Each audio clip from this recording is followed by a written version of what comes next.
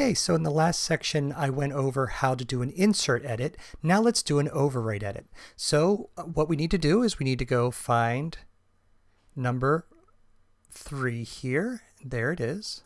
And to do an overwrite edit, we need to actually put in the entirety of this piece. So we're going to go to 200 and set an out point there, and then we'll just drop that in with the period.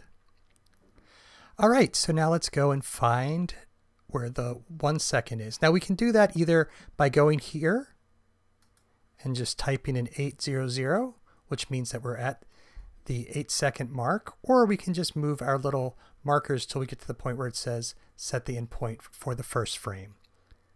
And we'll do that right here. We'll set an end point. All right, and now we need to go and find number 2. There it is. All right, and then we'll just make sure that we have this set at 100, set an out point there. And now, instead of doing the insert edit, we're going to do the overwrite, which we do just by pressing the period key. And you can see now that it goes right in from 3 to 2, and we don't have that section. And I'll press down to get to the end there.